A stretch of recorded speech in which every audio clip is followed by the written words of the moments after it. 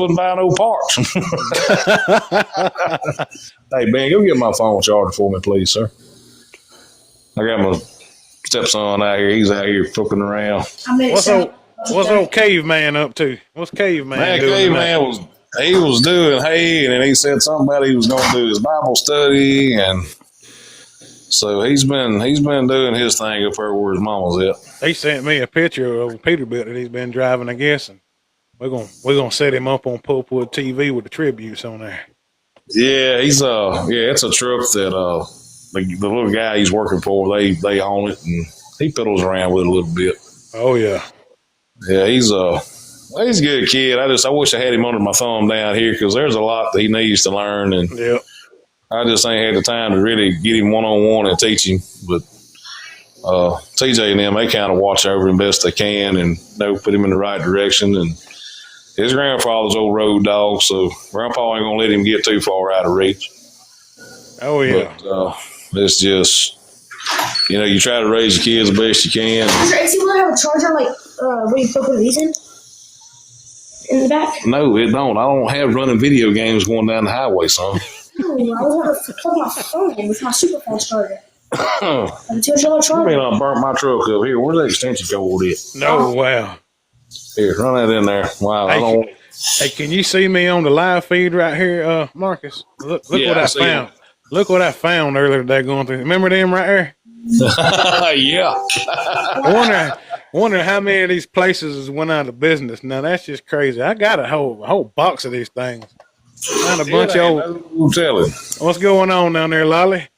And I found a bunch of old live books I had. Now I know these live books. I ain't no telling. That's just crazy. Hey, that's how you do them magic tricks with them old log books. Yeah, buddy. Oh man! I remember one time, old boy pulled in the scale house over in Tennessee. They was working me over. Old guy pulled up there. He pulled him from Midwest. His wife was, hey, hold on just a second. Hey, before you set the place on fire, how about put them down? If your mama catches you, she's going to kill you. Put that down. I'm going to tell her you did it, and she's really going to kick your butt. You said, I'm trying to be clean on this feed on here, and you got me all, you trying my Jesus. Put them scissors down now. See, that's the thing about the Pulpwood Podcast Live. We'll teach you about old school trucking, and we'll tell you how to take care of them youngins. Well, I laughed the other day. He's over here petting. I got a tomcat that I had ever since I was a kid, and I got tickled the other day. I was sitting here with one of my youngest boys, Mason, and he was sitting on the floorboard of the mower, and I had one of those. I got one of those mosquito candles up here to kind of keep the mosquitoes out. Yeah, and it was sitting on top of the motor, and old Titty Baby, he jumped up there. He wanted to see what was going on. And the cat set his ass and his nuts down right in the middle of the candle.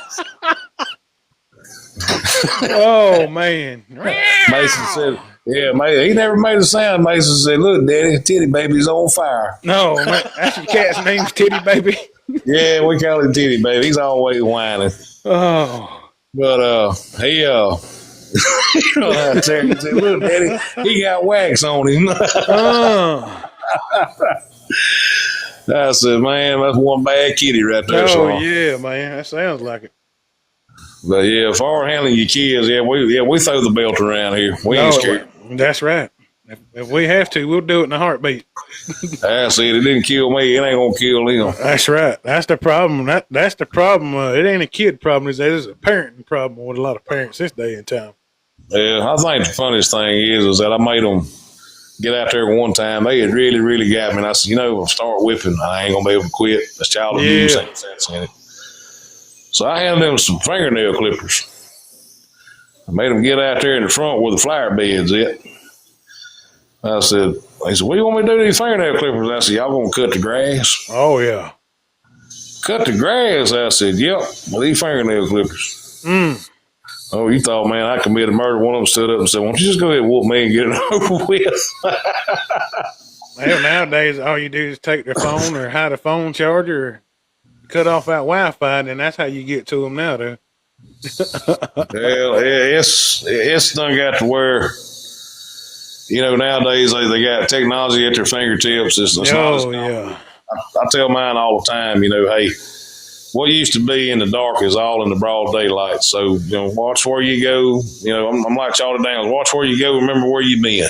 That's the way we see it. We simple men. That's it. And I said, there's so many traps out here. Every day you see where a man has, went off the damn deep end.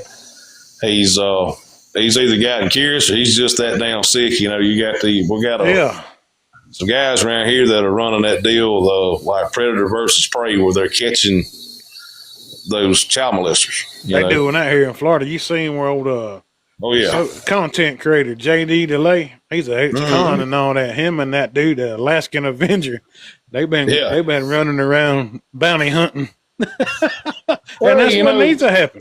It needs to happen. It needs to be mopped up. It needs to be taken care of. Now, we laugh and joke about the pornography and stuff like that. Yeah. But in all seriousness, it's nothing but a sickness. I agree with you. Now, we were all men, all us men, we were boys at one time, and the curiosity's got up. Yeah, we looked at a few milfs and we looked at a few cougars. That's one thing. But, this is happening today is so sickening until it ain't even funny. It's a problem that needs to be taken care of. And I laughed at my ex-wife so hard, and the caveman was on here. I hope he ain't hear me. But him and one of his compadres got busted for looking at Pornhub. Oh, wow. And she come to me, I can't believe this. And I said, you can't? I said, they're 13 and 14 years old. Yeah, man. I said, and you can't believe it. I said, I just got one question. What? I said, what kind of content was they looking at? Yeah, we got to know. What do you mean? I said, we're looking at milfs, cougars, lesbians. What are we looking at? Well, they were looking at women. I said, thank God. Thank God. Hey, I said, thank God. What do you mean? Man. I said, have you looked at the world today? I said, last week, I said, I damn near run over a 6-foot tall raccoon in the middle of Monroe. She said, a 6-foot tall raccoon? I said, yeah. I said, it was a guy posing as a furry in the middle of Louisville over there. I said, so, yeah. Lord, I said, it's idiotic today what's going on.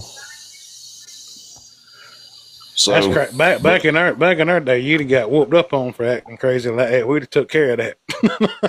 Oh yeah, man, we took you out behind the barn and we'd have straightened you out. You wouldn't want to look at a raccoon no more after that he got done with you. Hell no, that'd have been like old Zach Russian. No, yeah, I love Zach Russian to death. I do too. He was talking about that. They had met up with somebody. Somebody had seen them, and they wanted to be introduced to them and all that. I think he was getting ready to do a show. And the girl that was with the person that was wanting to meet them had one of them coon tails hanging out of her butt, out of her pants. And her buddy walked around. His buddy walked around, and looked her up and down, and looked at that tail, and said, damn, they grow them kind of big up here in Georgia.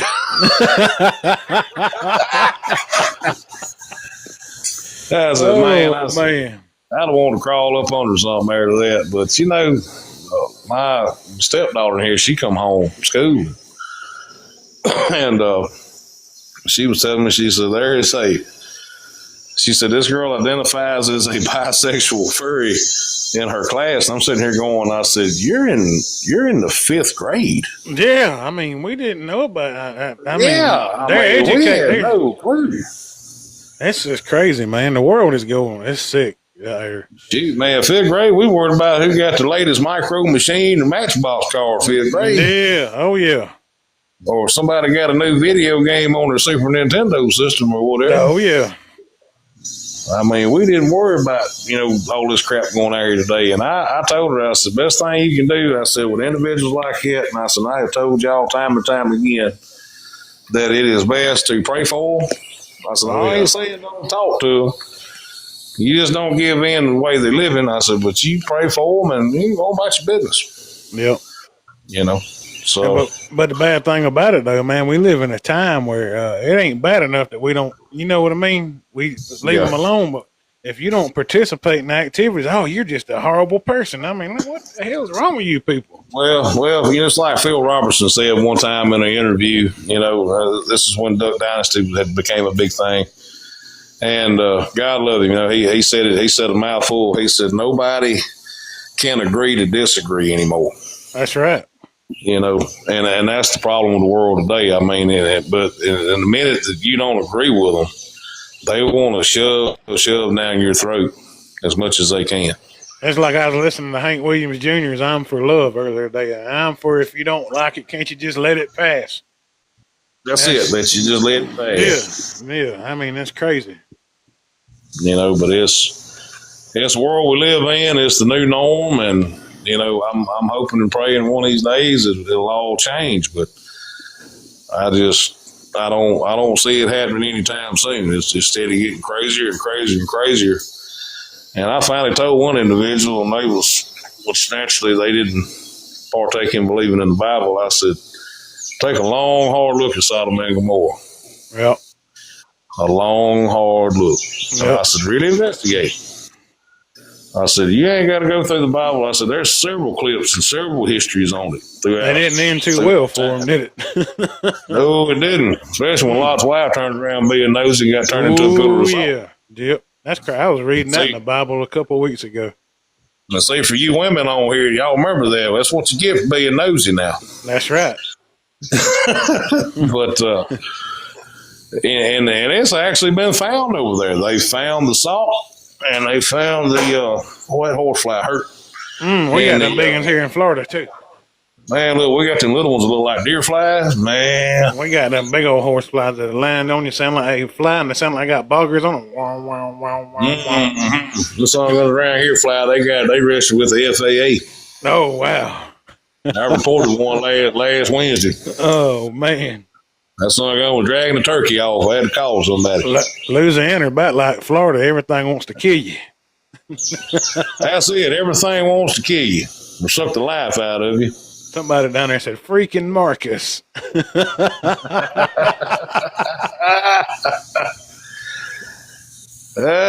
can't see the name. I can't tell who it is in the profile. I don't know. Big country, a cowboy's little brother.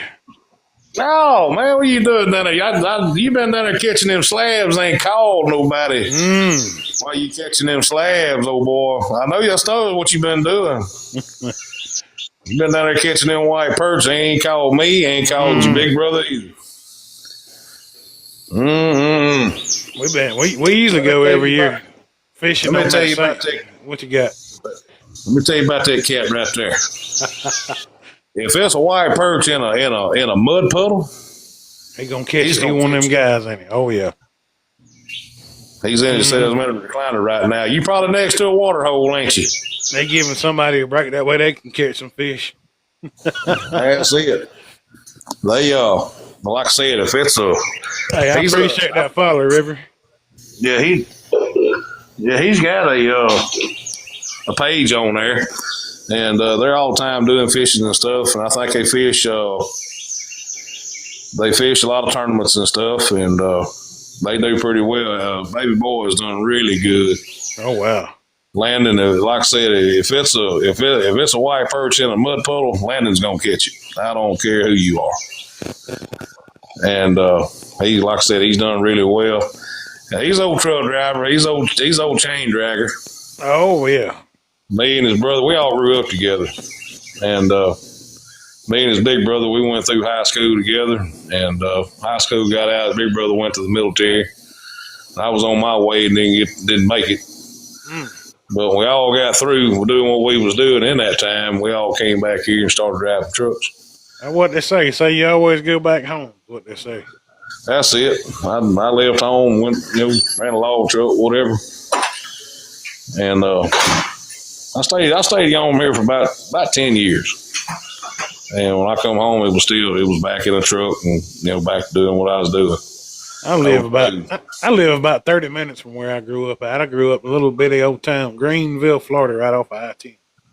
Yeah, it was that like me and the wife. We're probably about 10, 15 minutes down the road from where me and her grew up at. Oh, yeah.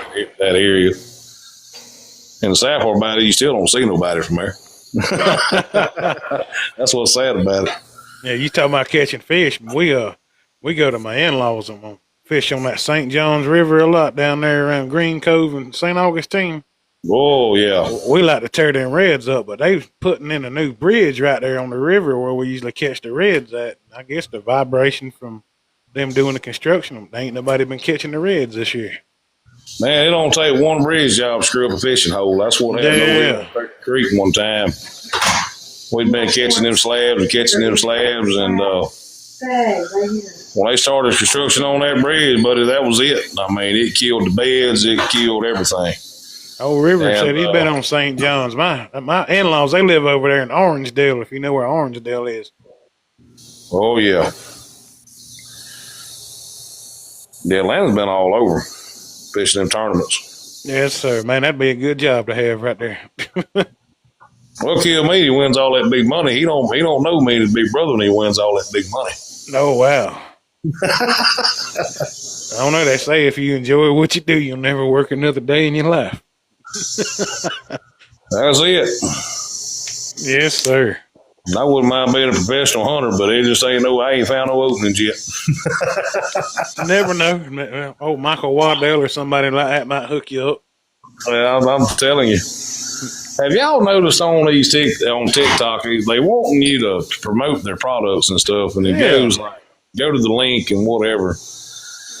And they're supposed to send you these products for you to do reviews on. Yeah. But instead, you end up looking at like CNC machines and electrical diagnostic works and stuff like that. And I'm sitting here going, that's a long way from an electric bicycle. Yeah. I ain't figured that one out yet. But I didn't know if anybody else on here that's done the promotions and stuff, for tools or whatever. I had Hey Dude send me a pair of them work dude shoes and dudes at work. Yeah. They actually sent me a pair of them. You can go back on my profile and see some of the crazy commercials I done for them. Well, I mean, that's like with my wife. She's a clean freak, neat fanatic. And I'm sure there's some stuff out there that she would like to try. If they would send it, but every time I hit one of them links, it, like I says, it goes down a rabbit hole and just all kind of stuff. But I seen where a welder on here, he's a union welder. He done made probably close to $200,000 promoting products and stuff, like weld machines and helmets and, just products that you got to have to get your welding jobs done. That's right. I'm sitting here going, I said, well, I missed the boat on that one. I don't think I'll get to try any of that out. I said, but if Caterpillar was willing to send me a truck with a new engine in it, I'll try. That's right. I wear a size C15 3406. That's it. Absolutely. Hell, new pickup. Hell, let Ford send me a new pickup. I know we'll try her out. Yeah, man. Send the wife a new SUV 4-wheel drive. We'll try it out too. Oh yeah, go ahead and send a lift kit on it too if you're gonna send one. That's it. Make sure at least 8-inch lift on. Yeah, that's something else. I finally figured out this Ford over here. I'm gonna get up in the morning. I got to change my wife's oil and plug up this other wiring harness on this Ford over here. That I cranked it up, had the valve cover off, and the driver's side bank is not responding at all. Oh wow! So I found that wiring harness. I found it coming all to pieces, and so I went and got another one. I'm gonna try to plug it in the morning and see if I can get it fixed, and hopefully life will go back to normal around here. Boy, I seen a good look. I thought of you today. I seen a Ford kind of like yours, old 90s model. Yeah. Oh boy, had it jacked up on some. It looked good too. Oh boy, had it on some bullet holes. That's probably 15 by 12. Yeah. 38 swampers up under it. Man alive. Well, see, I got the original bullet holes on here that actually came from the Ford factory. Yeah, I had to set on my old Ford. Yep, I love them. Them old factory bullet holes. And I got the star rims on that red truck.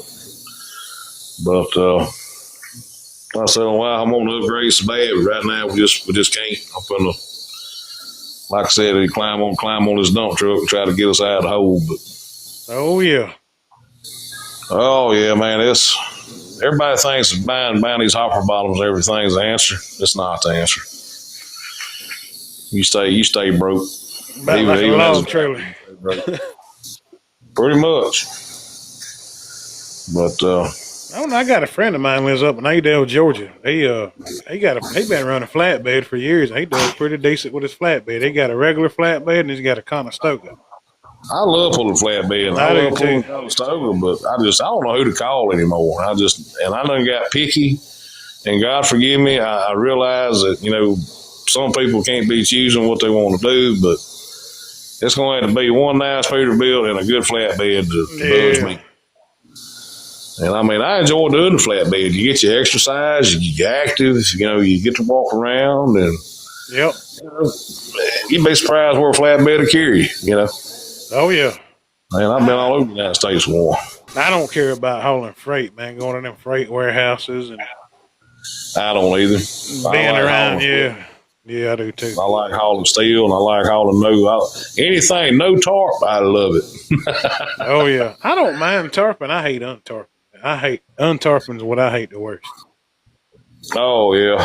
Then you got to lob that sucker back in that toolbox. I'll be sweating and all that. Yeah, then they show up like 5 minutes later with the forklift. We lifted them tarps. Yeah, I bet y'all would. You didn't have to tarp this. We didn't need this tarp. Oh, yeah, man. That's more red ass than anything. Ooh. You get to get somewhere, you done haul that sucker about 1,300 miles, and they shove it off the trailer into a junk pile. We're going to use it near about another year from now. Yeah, everything out there on the yard is laying next to you, rusted up. I still ain't made up my mind what I'm going to do about going on the road. There's a company up in Georgia, ET Early Trucking Company. They want food grade people to haul milk for them. Yeah. I got food grade experience. That food grade tanker, that's a pretty gravy job. You got to go. Tanker jobs are very unique. I enjoy tankers. I got a guy that there's a guy that lives just south of Rabel here, and he's got a blue Peterbilt. I see him from time to time up at the 138. And he told me one time he'll go out for about a week and a half, make the turn, come home for a month and a half. He owns his own truck. And he told me, he said, when I yank his tank, I make money. But, they haul like brake fluid and, petroleum products and stuff like that. But he did tell me the same thing. He said, now, when you get into that food grade stuff, like milk, vegetable oil, stuff like that. Yep. He said, you make your money then. You do good. You got to run with it, though. I can look at the 138. I got my pocket guide right here. They still got the Rayville Travel Center there at the 138. Yeah, we still got the pilot truck stop there. There used to be 2 of them there. Yeah, well, let's see. You got the Chevron there. That's a truck stop. You got a Raceway there. That's 4-wheeler hub. You got the Circle K right there. You can get a truck in that parking lot next to Delta Fuel across from Popeyes. Yeah, I used to stop at that one across from because back when I used to drink, they sell. You know how they sell liquor in all the convenience stores, pretty much in Louisiana. Oh, Stop there and get me a little bit of that whiskey and enjoy it while I was sitting there on a break. Oh, yeah, you on there? You got your ID? Yes, I got an ID. Hey, buddy. Yeah, come here, buddy. I got your whiskey. How many camels this gonna cost me? That's right. $16. Them hammer knockers taking over all the mom and pop truck stops. Man, look, them damn Habibis are everywhere. They're everywhere. But some of them pretty cool. They run a good clean store, and you got some of them they're like they're still on the streets of Kabul. Yeah, but going in some of them places are like going in somewhere in a third world country or something. That's it, especially you want the bathroom. You want the bathroom, look at the bathroom. That's how you judge that. Yeah, that's exactly how you judge it. We got some over here, they're pretty clean. They're real neat freak, real adamant about keeping everything clean. But what kills me, you walk into the restaurant, they got an earpiece in their phone, and they're on their phone, they're talking in their native language and all that. Yeah. I'm sitting there going, just send me my Marlboros and let me go. Yeah. Y'all talk about planting a bomb somewhere else. Yeah. We don't care about what your cousin Habib's doing over there. We just don't care. That's it. I don't give a damn how many camels he bought last week at sale. That's right.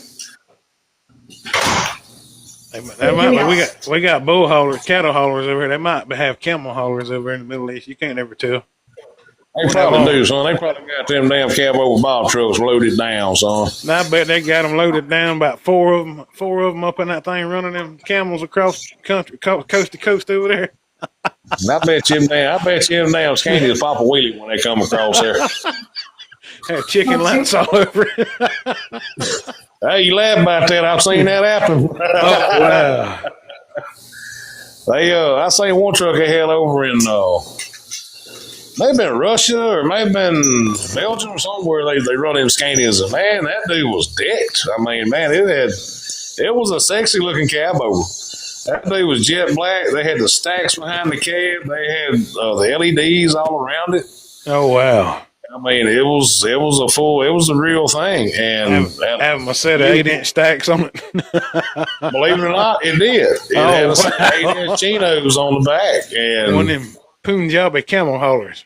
Yeah, and I'm sitting here. No, this wasn't a Punjabi. This chick looked like she may have been Albanian, maybe. Oh wow. Slavic, she had that kind of look about her. I mean, it's very, very sexy, but the truck was just, it looked great. I mean, to be what it was, I mean, it looked great. Oh, wow. And I said, only downfall is it's got the damn Scania in it. Yeah. I said, if it had a Detroit in it, I'd give it a run for his money. They probably had a doggone automatic or something in it.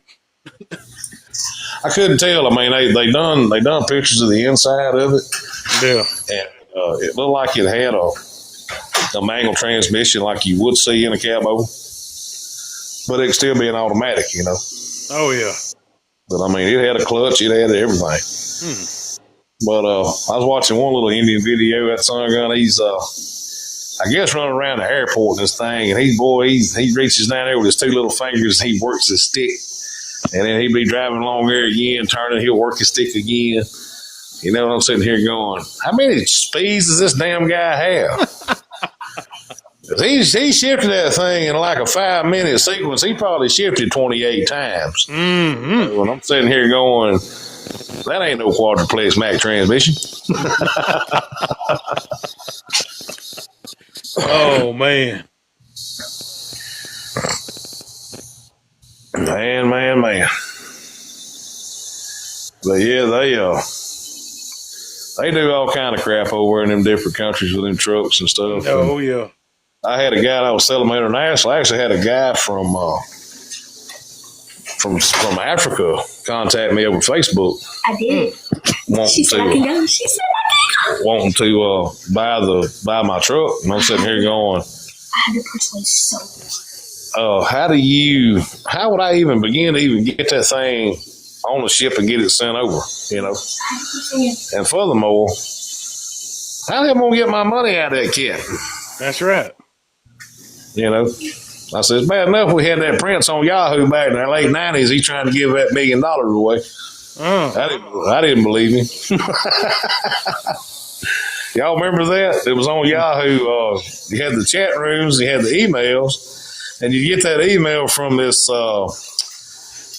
African prince. He's got all this money and he's trying to give it away and this, that, and the other. And we've selected you. And I have like $96 million I want to send you. And I'm sitting here going, just send me the interest on it. Yeah, just go ahead and hook me up. We'll talk later. That's it. I don't want to be, I don't want to be too conspicuous. Just send me the interest. Yeah, I don't want all of it, just a lot. Yeah, just a lot. That's all. That's it. Man, I don't want some of the mustards. I want the whole patch. That's right. That's it. Yeah, when the deer hit the patch, they get it all. They don't get just some. Yeah. That's right. But nah, man, it's still a dog-eat-dog world out here. Hey, you got to make a living, and that's just all there is to it. It's about that way everywhere, I'm starting to believe. Well, I don't know. Everybody talks about they getting this. I've been seeing this crap all over Facebook. I got people calling me all hours of the day like, well, do you need money? And I'm sitting here going, I'm like Baby Billy on Righteous Gemstones. Yes. Bitch, I need, But it's a scam, Yeah. And it's just, you just hit the end button and keep on trucking. Yep. And I actually called one of them. I actually had one of them cats called me out of India over there, and I got plumb belligerent with her. You know, well, I say belligerent. I mean, I got on down there. I even asked her, "What kind of drawers you got on?" Oh wow! Did she tell you? And she sat there and she sat there a minute. And she goes, "We don't wear those over here." I said, "You talk around. You mean to tell me you on the phone with me right now in India, trying to prank me on some AT&T crap? Yeah. And you ain't got no drawers on? That's kind of inappropriate, man." And then she hung up. I like it when they call you, "Hello, my name is John with so and so." You know dang good and well your name ain't John. Exactly. I had one call me one time, "This is Michael," and then I had one call, "This is Jason or Kevin." And I'm sitting here going, I said, "I diggity dog." I said, "I got a damn Indian guy on here named Jason." Oh wow. Who the hell would have thought this? Next thing you know, you're gonna tell me you got one named Leroy. I'm waiting on that. I'm waiting on that day. It's coming. I know as well as I do. I can feel it in my bones. That day is coming, and when it does, I hope that we're here live on the podcast one night. And, I would love to track one on a post like that. You know, get them to call. Man. Yes, I would have a field day with that. Yes, me and you would have. We'd have fun. I could tell me and you'd get in a lot of trouble together. Oh yeah. Well, I get time we get the bills called up. What I may have to schedule on for like a Friday evening or whatever. Yep. And I just have to leave and come down there, and we can go live, sit across from one another, and do there a live you go. podcast. Yes, sir. But yeah, it's funny as hell, man. The people that call you. I had one lady call. Her name was Linda. And then I think I had one chick that was honest out of the whole bunch, which I've dealt with her before. She's at a finance company. When she first called me, I kind of laughed about it. And her name was Jing Li. Yes, I can. And she's Chinese. She's Asian, and she works for GM, you know, in the finance department. And I kind of laughed at first. She goes, "Why are you laughing?" I said, all the prank calls I've had today, ma'am, this is no exception. She said, "Well, I'm not pranking." She said, "I'm with GM in our finance department, and I am legit. Here's my email. Here's everything. Here's all my credentials." She spit everything out. There wasn't no hiding there. You ask them over there about their credentials, they're like, they don't know how to spell credentials. Yeah. They have no idea what you're talking about. Hey, grown-ups is talking. Y'all settle down. Oh, boy, these knuckle-headed boys. Gotta love them. I said, if I didn't love them, I'd be done took their head off. That's about it. You remember whenever that OnStar first come out with a Chevrolet and General Motors, that OnStar? Yeah. We was all sitting around in the parking lot one night like we all used to do in high school. I'm pretty sure y'all doing the same thing out in Louisiana whenever you was all younger. We gave OnStar hell. No, man. We was sitting in the parking lot and we was drinking, and one of them called the OnStar thing, and long story short, we all got to talking to this woman that was there working with OnStar and all that. One of my friends actually wound up getting her number, and they wound up meeting up. She was like from Tallahassee. Yeah, man. Like, man, it was wild. It's funny you say that. I had a buddy of mine, he drive a truck down around 30. And he had a lady call him one day. We was going down 425. We was going into Bodega to the port down there. He said, "Hey, man, let me catch you this call." I said, "All right, Boogie, just holler back at me." So, well, he took the call. He come back. He said, "Well, it's the wrong number." I said, "Okay." He said, "Hang on, let me catch that call again." He said, "There's a call coming back." Well, he got the phone. Well, the conversation went on. Hell, he unloaded and he's steady talking, you know, whatever. I said, "Well, maybe whoever it was." He called me back. He said, "Hey," he said, "You'll never guess in a million years what just happened to me." I said, "Try me." Oh. He said, "You remember that phone call I got about 425 down there? Well, we was going into the day down there about Ada's warehouse." He said, the lady called me. Dang. And she supposedly had the wrong number. He said, "I was nice to her. I said, 'Baby, it's okay. Don't worry about it. You know, if mistakes happen, it'll be all right, baby." He on the phone up. She calls back. And the conversation ensued as to hey, I like the way your voice sounds. I'd like to put a face with that voice. How about we get together? He said, well, where are you located at? She said, I live in Natchez. Wow. He said, well, hell, you right across the river. She said, where are you? He said, I'm in Vandalia. He said, oh. She said, oh, okay, all right. And them two, far as I know, and I ain't seen Boogie in years, they actually hooked up. They actually went out on a date. Met, you know, and for last I heard, he was still dating her. Now, granted, I ain't heard from him in the last 3 or 4 years, but yeah, he went off that old gal. And made it. But it's funny how that works. It is, man. But yeah, I gave old OnStar hell one time. I'll tell you about the McDonald's story real fast. We had all got slop-faced drunk. And I'll tell you, when I say drunk, we couldn't grab our butt with both hands. Been that way before. Son, we had us to eat, man. I done been on that tequila and that gin all night long. Man, I used to love tequila. Ooh. And I didn't know whether I wanted to charge somewhere. I just wanted to lay back and laugh. But I wasn't even in my right mind whatsoever. Well, we pull up to the Mickey D's, man. We hungry. It's 1 o'clock in the morning. It's about 4 or 5, but man, we are drunk. I'm in the driver's seat, what it's supposed to be. I pull up there and the girl said, can I help you? I said, yeah. I said, we want some double whoppers and some Big Macs. She said, how many you need? I said, well, I want 2 Big Macs. And I said, I need four of them double quarter pounders you got in there. And 2 waitresses.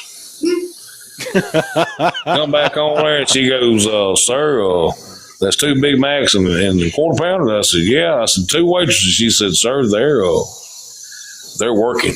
Oh, wow. I said, hell, lady, that's all right. We'll eat them right.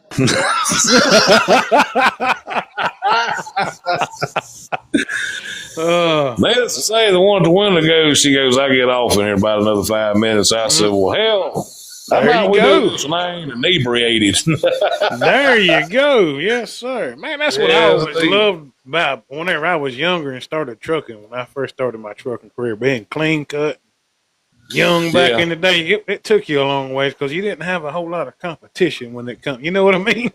That's it. As long as you was the best dressed guy. I remember one time I showed up to a grain hauler. Man, I had that no resist all hat on, my shirt pressed and everything. I had them old cowboy boots on. Yes, sir. You know, you turn around and look at the rest of them, they dress in damn overalls and shorts and flip-flops. And turbans. And what are y'all doing now? We're on vacation. Yeah. Yeah, well, John Daniels, old sidekick, he liked to get me to wear one of them turbans one time. We was going to have some fun down there. We was pulling some corn for a bunch of Mexicans and stuff. Man, they couldn't. They had that stuff going on over there in Afghanistan and all that at the time. You know, it was after the war. And they'd put a crunch on the price of diesel and operation cost. And they couldn't stand them. And well, John told me, he said, why don't you pull that, put a towel on your head, pull up in that field. I said, man, you ain't getting me shot today. Hell with you. But we used to chat with them. We've been coming across I-10 and y'all, and this been back in 07, 08, 2010, somewhere around in there. We've been running across I-10 going down there to Florida. I'd pick that radio. If it was quiet on that CB, I'd pick that radio up and I'd go, I need a fender belt for my turbine. And man, them son guns would come out the woodwork. Get them all fired up. Oh, yeah. Where you at, you damn ragheads? I mean, they go talking all kind of trash. We got old Danny Stark from Fort Wayne, Indiana, waving at us. What's going on up in Indiana? Oh, Lord.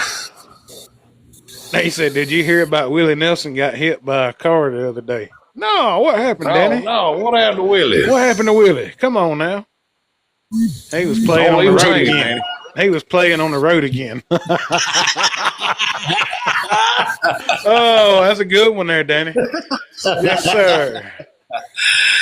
Have you seen, speaking of Willie Nelson, have y'all seen the deal with Joe Rogan? They talk about they got this drink out now. And the doubt of this drink is actually marijuana infused. So if you want to get sent off while drinking water, that's the water to have. Oh, wow. And I ain't been able to find it. I've been looking around for it. But they say that's the baddest stuff on the market because it's marketed by Willie Nelson. Oh, wow. I said, well, if Snoop Dogg don't drink it, I ain't touching it. Yeah, I don't need nothing endorsed by Willie Nelson. That might make you fail a drug test. Hey there, you be like that old boy on that Toby Keith song, in the fetal position. Oh, wow. With drool on my chin. Oh, Danny said, what do you call a cow's knees? Go ahead and tell us, Danny. Yeah, go ahead and get us up here. A burger joint. Danny, you wouldn't happen to be a truck driver now, would you? He acts like a truck driver. I could just tell. He's either a truck driver or he's good friends with truck drivers. Hang on just a minute, my wife's. Okay. Oh. Okay. This one's good thing. Okay, I can fix them. Yes, on to the end. All right, so this thing here's burned up. Okay. That's my wife there. She landed me out on some more honey digits. Mm-hmm. Yeah, I'm going to have to do some electrical work here in just a minute. But, No, Danny said, no, I drive a truck on American Truck Simulator on my computer. You've been talking to truck drivers on that thing, ain't you, Danny? Y'all been breaking and modulating. no, he's a keyboard warrior. Oh, man. Yeah, but I've been seeing them guys on those simulators. And I'm sitting here going, I'm out here and you out here. Yeah. You know, we're doing this for a living. Why in the hell would you want to come home and hook up to a computer and start driving your imaginary Play Peter car? Yeah. Cows with your modulated 6NZ. I've seen that crap. You know. And some of them video games look real. Oh, Danny said, no. Who's there, Danny? Who's there? I eat mop. Okay. Yeah, but she's talking about the OnStar thing a while ago. I remember we got drunk one night. Old boy looked at me. He said, boy, Eminem, we in a bind. I said, yeah, man, what we going to do? He said, well, call OnStar. He said, hell, we don't know where the hell we at, do we? I said, no, I don't know where we are. I have no earthly idea. I said, I know we in Tensall Parish somewhere, but I ain't got a clue. No, Danny said it's supposed to say, I eat mop poo, Danny. I eat mop poo. He done got me curious now. I think it translates to I eat my poo. No. There's going to be some kind of twist to it. I can't wait. Something tells me this guy participates in a recreational gummies. Colby said, have y'all seen? Yeah, I seen them. That Big Ben Timber's got one of them remote control skidders. Hey, buddy, that's starting to be a hot commodity. Danny said, we truck drivers, man. We don't know how we know how to do shift gears and drive trucks. We got my buddy Mr. Fred on here. Yeah, Mr. Fred, he was on there with us last time, wasn't he? Yeah, that's my buddy right there. Yeah, but anyway, we called OnStar and the lady come on there and she goes, so-and-so OnStar, may I help you? I said, where the hell we at? She said, sir. I said, look, I'm kind of inebriated here. I said, very highly intelligent at this time. She said, you've been drinking. I said, I didn't say that. I just said I don't know where the hell I'm at. Where am I at? Can you pinpoint my location? I appreciate the follow, Danny. And she said, yeah. She said, you're just west of a recreational place called Buckhorn? I said, yeah. She said, you've been drinking. You don't need to be driving. I said, I didn't say I was drinking. She said, well, let me call the police. I said, don't call nobody. Yeah. I just want to know where I was. Yeah. And I said, well, look, I've got a DD. He's like, we're just trying to figure out where we at.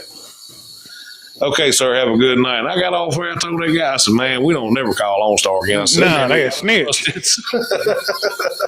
I tried to get Mr. Fred to come on here with us, but it ain't giving me the option to add him in the live. I like cutting up with Mr. Fred. He old school.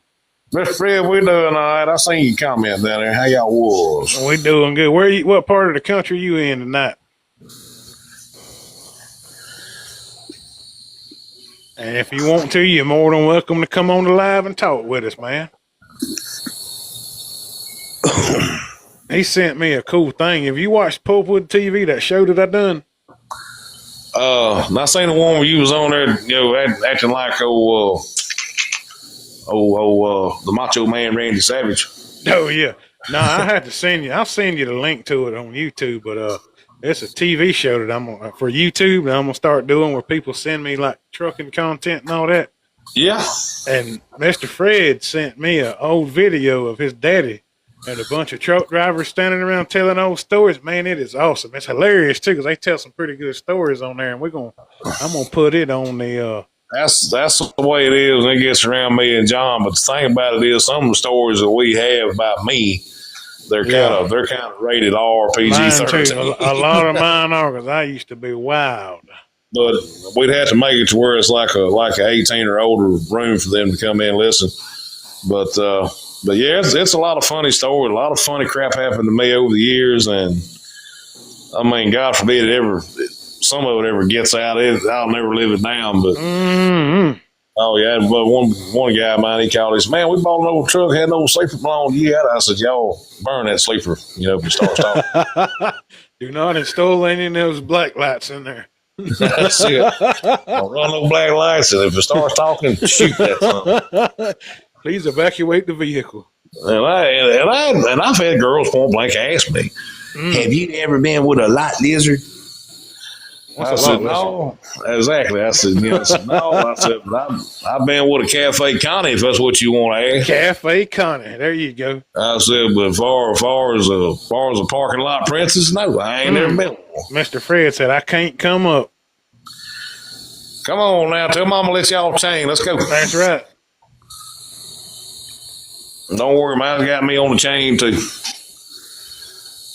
I met up with the lady on here. She was on here today. She's the one that does those the pickled shrimp down there out of South Mississippi. Oh wow! And that's a big thing all over Louisiana now. And she saying my name, and boy, she went to jacking with me about my name. Oh. And she said, "Honey, where are you from?" And I sent back, "I'm from Winsboro, Louisiana." And man, she went on and on and on about Louisiana. But I've been wanting to get some of her other products. I've had the pickled shrimp. It's actually pretty good. And pickled shrimp. I'd probably try it. I mean, I love shrimp. I love any kind of seafood. It's Bays or something. I'm trying to remember. It's got a blue label on it. I'm trying to go back and look at the name on it. But man, I appreciate that rose, Diana. I done got me a rose sent to me. Look at yonder. Man, look at here. I ain't even singing Conway Twitty tonight, and I'm getting roses. I appreciate that. It's your life. Say you need a change. Oh man, darling. That's right. Nice to see you. It's been a long time.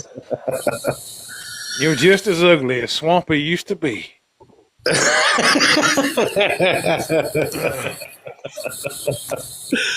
seen a guy on here earlier that said roses are red, and I ain't no snitch. And then they went to Eddie Murphy because I'm a dirty man. Because I'm a nasty. Diana said, hey, my husband was a truck driver, so I understand the language. It's a very colorful language. That's it. Boy, them damn skaters, son, they getting kind of X-rated around here. Them son nail me in my nether regions. And I got the candle going right here. That citronella, they just don't pay no attention to it. Hell no. I think I called their buddies. They have a citronella party over there. Come on. Y'all got yellow flies real bad out there in Louisiana like we do here in Florida. You talking about those sweat flies? Yeah, them big old yellow flies, they're yellow, and they'll make you whelp up whenever they bite you. We get them every now and then. Now we get what's called bull gnats. Oh, man. And that bull gnat, son, when he nails you, man, you'll have like last year, I got bit on my earlobe. And man, I walked around there looking like old dude off the Goonies there for about a week. I was all you guys. You take care of me. Oh, Diana, yeah, hey, my husband was a truck driver, so I understand the language. Like, yeah, we got our own dialect, that's for sure. Mr. Fred, yeah, the way we talk, it'll make a sailor blush. It sure will. You do that'll make you climb under a church pew. And you know what's bad? I actually got cassette tapes on the wall. My granddaddy, my papa used to bring me them truck stop comedy tapes. Gene Tracy was the nastiest old man I ever heard in my life. Yes, sir. Diana said it's definitely colorful. It is colorful. Oh yeah. Oh yeah. More than the rainbow. Especially us truck drivers, trucker kids, man. We learn at a young age, man. Well, I laughed the other day. We had a young and amongst us. Me and old timer was talking. He said, "Yes, I stopped down at that Greasy Spoon down there on 55." I said, "Which one?" He said, "That smokehouse right there at the stop sign." I said, "Yeah." I said, "It used to be some fine dining." And he said, "Yeah." I said, "I don't know. They got one down the street. It's pretty much choking puke." Oh yeah. Little boy turned around. He looking at me, looking at that guy. I said, "What's the matter with you?" He said, "What are y'all talking about?" I said, "We're talking about eat 'em up joints." That's right. Them go truck 'em up stops and eat 'em up joints. Yes, sir. That's it. I said, "You ain't never heard that term?" He said, "No, sir." I said, "Well, I said, how long you been driving?" He said, "I've been driving about 6 months." I said, "Son, you got a whole lot to learn about this outfit." Mm-hmm. I said, "You got a lot to learn." I said, "Matter of fact," I said, "you a freshman right now." I said, "It takes a long time to be a senior." That's the thing about it, though, man. The culture, our trucking culture, I preach about it all the time on here. Our culture is dying. It is. These new generation drivers have no idea the fun. And I tell you something else, the truck owners are, that breed of truck owners that, knew what it takes to get the job done and, and realizes that trucks, have to have parts, they break down, you got to fix them. That breed is dying too. They think that, it'll make the run. And I called the guy that owns the truck, I'm in.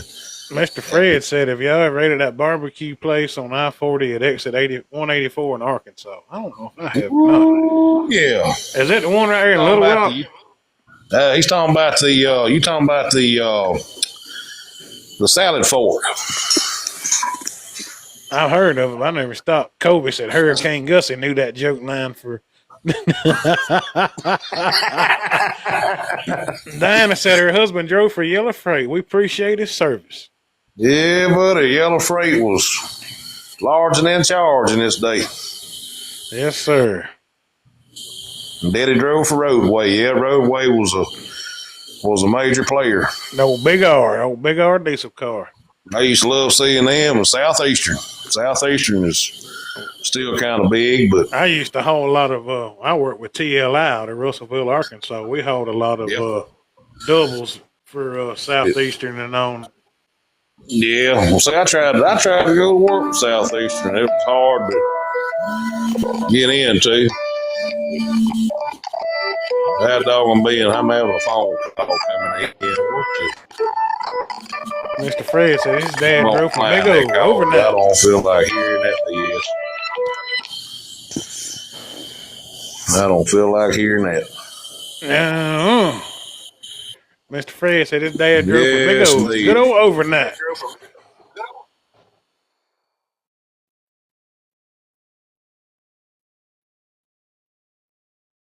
Marcus has left the building. He had to take a call, I guess. Them big overnight trucks will low down, get it. Yeah, oh yeah.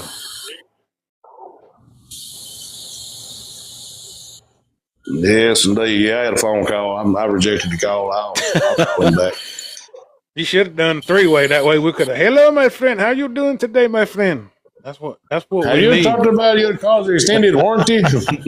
I would like to talk to you about your extended warranty on your 1966 white Freightliner cab over. Well, I had one lady call me about that warranty crap of that. All of your vehicles broke down and all that. I said, well, hell, I got a 96 F250 out here needs the engine. Y'all gonna pay for it? What kind of engine you need? The 7.3 or the 460? It's got a 460 in it now. When the old man that ordered this truck, now this is the story I got. He ordered the truck with a 7.3 in it, and he got to the dealership. It had the 460 in it, so I had to give him about 20 grand back. And the truck, like I said, the truck's a local truck. It's been around here for a long time. And they told me they put a new engine in it right before Dad got the truck. And I see a few signs where they actually done some work, but I don't know for certain. But I put my wife in it, our middle child, Mason. He had just been born not long. And she was having to, when I get on the truck, she dropped me off at the truck and go to her mama's during the day or whatever till I got home because they helped with the baby. And she called me up. She said, "Baby, I got a problem." I said, "What's the problem?" She said, "This thing's tapping." Oh, wow. And I knew it was due for an oil change. And I was waiting to get back because I was going to take the weekend and change oil in the big truck I was running. And I was going to change oil in it, just make a day of it. And I said, it'll hold till I get back. I was running Rotella in it. And they say you get farther down the road with Shell Rotella. Used to. You don't anymore. Remember them cassette tapes I used to give you when you bought a case of oil back in? I got a pile of them too, my papa. I got one somewhere, but I got a bunch of them old cards, them old scale cards. Yeah. That had the different trucks on them and stuff, different owners. No cat scales. But anyway, the truck went to ticking or whatever? Yeah, she went to ticking in the top. And I just had her towed home. And like I said, it's been out here. You crank it up, the oil pressure go up. And when it gets warm, it gets up to running temperature, it starts falling off. So wow, yeah. It's either going to be rods and mains, cam bearings, or it could possibly be an oil sending unit. It could be an oil pump. I just ain't had a chance to tear into it yet. You got dual exhaust on that thing. Them 460 sound good with a set of duals on them. That's not going to sound like a race car with them duals on it. Yeah, I got it. It's dualed out. I figured it was. I knew you was a dual exhaust guy like I am. I got to have duals on whatever I drive. I like I'm going to take old Red over here after I get her situated, and I'm going to slap me an 8-inch Chino up under that thing instead of that 6. I'm going to make her better. I'm old school, man. I got on my 05 Chevy, my Silverado. I put glass packs on there and dualed them out. I love glass packs. I do, too, when you find a good set. You know? Yeah, yeah. I was going to have my Chevrolet done. I had a little old Chevrolet with a 4.8 in it one time, and I was in Pecos, Texas, and run up on the shop down there at the interstate, and I took it by there, and the old boy owned the place. He said, "Yeah," he said, $500. He said, "We'll dual it out, glass packet." And he said, "I promise you," he said, "on your way back to Louisiana, it'll put you to sleep." I said, "Well, I don't need to be put to sleep." I like to hear that rumble. I do, too. But that's a funny thing. That Peterbilt I'm in with that C15, I got 8-inch on it. I can't hear it. It's just a rumble. There ain't no rack. There ain't no loud noise. It's just a rumble. That's crazy. Which I don't get too happy with it anyway. I ease into it and ease out of it. That's me. I'm one of them trucks. I drive like an old man. Just take my time going through them gears. That's it. I don't get no hurry. I mean, it's 18 speed, which I drive it. I don't use all 18 gear. I'll split if I want to. If I don't, the truck take it. I let the truck do the work. That's right. But yeah, as soon as I get this 7.3 out of the way, that's my main running truck. As soon as I get it out the way and off the carport, then I got another hand lawnmower over here. It should have been gone 3 weeks ago. Oh wow! I'm going to break into it and see what's. I know I got to put fuel pumps on it, and once I get the fuel pumps in it, I'll be able to fire it back up and tell what's going on. But I put fuel pumps in it about 9 years ago. They ain't got no running time on. The truck got to run probably 6 months after I put them in. But the truck's been sitting, so they could either be out or that valve where your tank selector valve, it could block the fuel pumps as well from coming on. I just got to get time and get plugged up and go through it. That's the thing. Like you said, getting the time. Well, and that's what's sad. This other job I'm going to take, it's going to be 6 days a week, but the money's there, and I can get us out of the hole pretty quick. But I mean, I like my weekends too, Oh yeah, they nice to have. But here lately on the weekends, I've been working on that stinking Peterbilt. So not getting paid for it. That's a bad thing. That's it. Not getting paid for it, and I kind of floored me, And I've worked for a minute. I've worked for people that they expect you to work on their stuff on the weekends and do it for free. And back when I was younger, I'd have done it and been thrilled to do it. Well, man, it ain't thrilling no more. I mean, I'm 20 years old, knees like blown B.B. out. King, the thrill is gone. That's it. The thrill is gone. Yes, indeed. There ain't no more war for Zorro.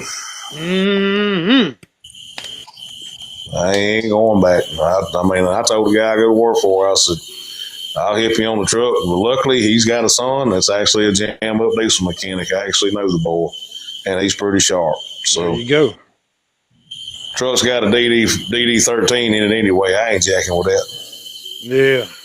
But it's only temporary. He's going to eventually buy another 389, and we do that, which I told him, I said, I'll take the older 389. It's got a PACCAR in it, and the plans for it's going to be put a Detroit in it. He's already lined up the DD4 to go in it. He's just waiting on that PACCAR to peter out. You like a 60 series just as good as the rest of them, don't you? I do. I love a 60 series. That's a good engine. You can do a lot of work to them. A lot of people don't realize you can do a lot of cool stuff to a 60 series. Mm-hmm. Well, I take that 60 series, and everybody talks about it. Hey, Cat, don't get me wrong. I love Caterpillar more than anything in this world as far as a good pulling engine. But I can take that Detroit with the right rears, right transmission. That's right.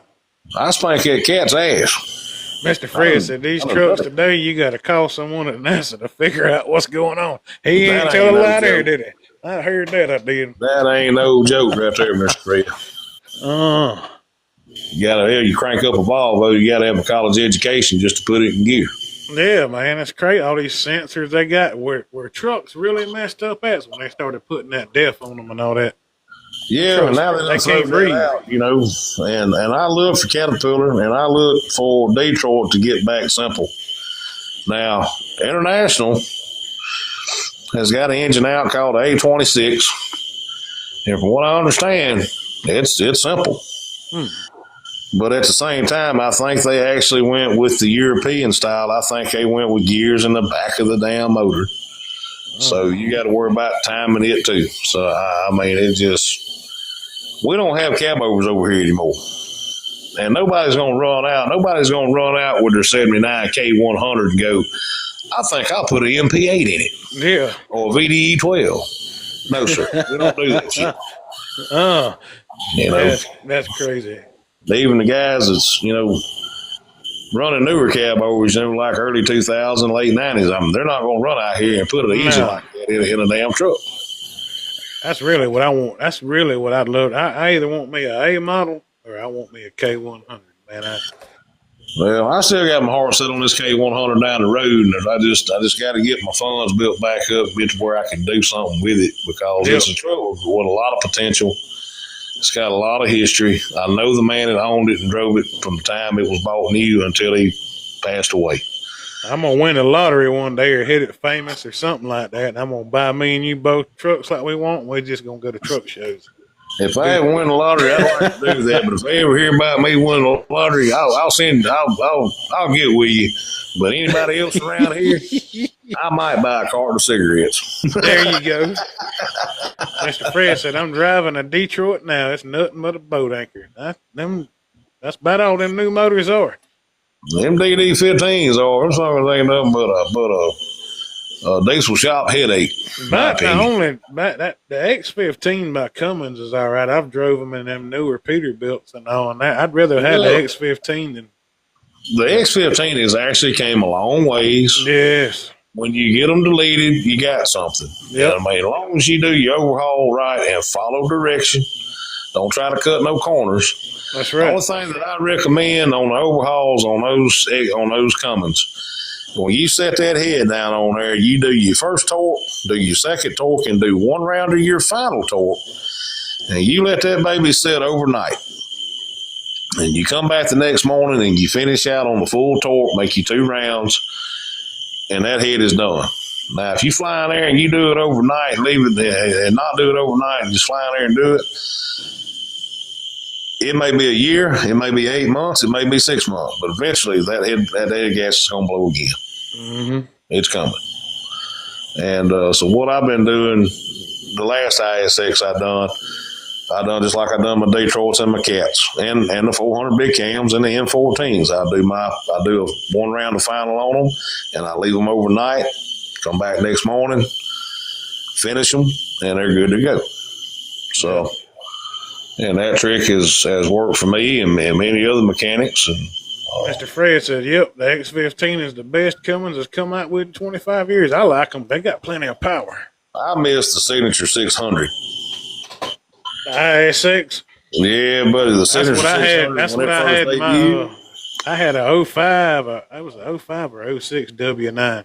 Yeah, it was old Tidewater truck that logging company had bought, and it was set up. It had I think it had 390 rears in it. And that truck would pull the gates of hell down.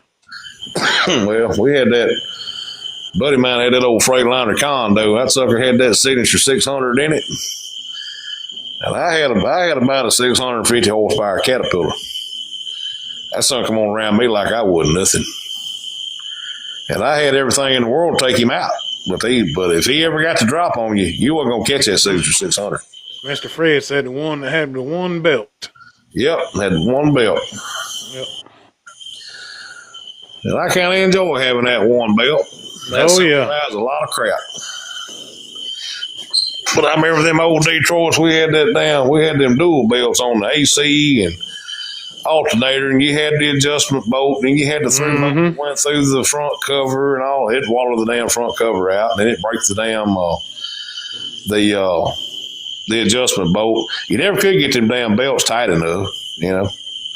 So when they came out with the serpentine for those 12.7s, I said, "Oh, where this guy's at that came up with this?" But I would gladly kiss his ass in the middle of the parking lot at the Detroit facility. He's always having to adjust them and tighten them up. And you'd hear him squealing and all kinds of junk. Oh yeah, man! You could put a new set of belts on, and 2 days later they squealing like a pig, son. I used to hate that. And you try to leave the red light trying to get somewhere, and that's every time you grab a gear. I mean, just drive you up the damn wall. Yeah. Kind of like MO and Hank. I'm kind of like a MO. It'd make you want to investigate a case of Coors. Make me want to start back drinking again. That's it. Sad part about it, I pop top on one now. I'll drink that one. I won't drink another one for 6 months. Mm-hmm. Yes, indeed. October will be 3 years I've been sober, but just a sober swampy is a good swampy. That's I can assure you that. I get in too much trouble. Well, any man that does that, my hat's off to him. Oh yeah. People can change. It takes determination, self-control. It can be done. I'm gonna tell you what made me change. My 40th birthday party.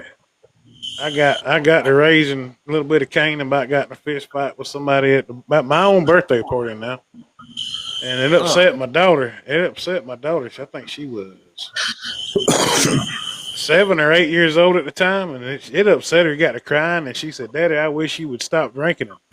Like that, I hadn't drank since. Promised her I'd never touch another one. Well, that's a guy like Waylon Jennings. I was watching a piece on Waylon Jennings, and they was asking, "Hey, when did you finally decide to quit doing drugs?" You know, he told him, he said, his son was in the floor coloring. And it was quiet around the house. His son was coloring. And that's the first time that he actually took time and noticed him coloring. And he said, "I couldn't do it no more." He said, "I got up one there and he said, Jesse, I'm not doing any more drugs. I'm done." And from that day forward, you know, he done it. He walked away from it. She went out, they said she went out to the bus, found all the cocaine that was stashed and was flushing it down the toilet and saying, you know, "Thank you, Jesus. Thank you, Jesus," just getting rid of it. Oh, yeah. But they got some of this stuff out here, them boys have tried to get off of it, and they can't. I know they can. It's all about determination to get off of it. Yep. But it's just, I realize it's hard to do, and I mean, we see it every day. But I've seen guys get on that road dope, and they would load the truck, go 3 miles down the road, and sleep for 5 days. And it's real bad around here. And I mean, my wife, she has to go out in the public, and she has a lady that she cares for. And from time to time, in her profession, they'll tell them what you see walking around. What kind of work does your wife do? She sits with a lady up the road here. She's disabled, and she helps take care of her and all that. Oh, okay. And they take her out from time to time and go to flea markets and stuff. Just let her get out of the house and go and do. And the rest of the time, Brandy's taking care of her, making sure she's got everything she needs and cleaning the house, just whatever. Basically just private sitting. That old crystal and them pills, they're real bad around here. Which that junk's getting bad everywhere. I mean, well, we actually had a bout of fentanyl come through here one time. Didn't stay long. They got rid of it. But yeah. Thing about, and you can see it with the people. This town, I mean, this went downhill. You can see people walking up and down the streets, and it's just like, man, they on another planet. A lot of these doctors' offices are pawning the pills off on everybody. Though you can get about whatever you want. It's crazy. Well, they busted my heart doctor over at Monroe. It wasn't long after me and Brandy got together, I had a heart attack. And I was seeing a doctor over there. I ain't going to mention his name. I don't want nobody clowning him. But I seen a doctor that was over at Ostner's in Monroe. And he was a well-to-do doctor. I mean, very sharp in the cardiac world. And I went over to see him one day, and I ended up seeing his nurse practitioner. And I said, well, where's my doc at? Well, he got busted for, him and the secretary got busted for writing out prescriptions for opioids and pain medicine and stuff like that. And I said, well. And it was a long time before he come back to practice. And he came back to practice, but he cannot write any scripts. He can only diagnose and recommend what to do. Another doctor has to write the scripts if they okay it. And then I found out one of the heart doctors that was involved, he bought his way out and was able to maintain. But yeah, the drugs are a bad problem around here as well. Franklin Parish is like drug capital of the United States. I remember one time Paul Harvey, God rest his soul, he was on. You ain't never been to Taylor County, Florida, then. Well, it's bad everywhere. But, he had actually, Paul Harvey had got on national radio and mentioned that Wisner, Louisiana, was the drug capital of the world. Wisner's a little bitty town. That's where I'm from. That's bad when Paul Harvey calls you out on it. Yeah. And I mean, and what he called it Wisner, Louisiana back then. But it's actually pronounced Wisner. And, yeah, man, it made the spotlight. Well, now, it's Ouachita Parish, which is Monroe and West Monroe and Calhoun, the surrounding area, Shreveport. It's just as bad. New Orleans, I don't even want to talk about that. Lake Charles ain't much better. Yeah, I used to haul New Orleans and Lake Charles a lot. Man, look, it's bad, especially New Orleans on that lower end. You coming out. Yeah. And see, that's what happened around here. We had them hurricanes come through, and it's like it brought the riffraff out everywhere. This used to be a real nice town. Yeah, well, see, I carried Brandy down there not long after we got together. She was on the truck with me, and we went through New Orleans. And I was showing her, where Katrina had been and all the damage and stuff. We had a bad area to go through to get unloaded, and I told her, I said, do not unlock this truck. I had to haul water down there, a couple loads of water down there after Katrina come through, and the National Guard was escorting us into these places, and unload. It was bad down there. Mr. Fred said, y'all ever heard of RJ's pills? Yeah, it was bad down there. Mr. Fred, what is RJ's pill? What is that?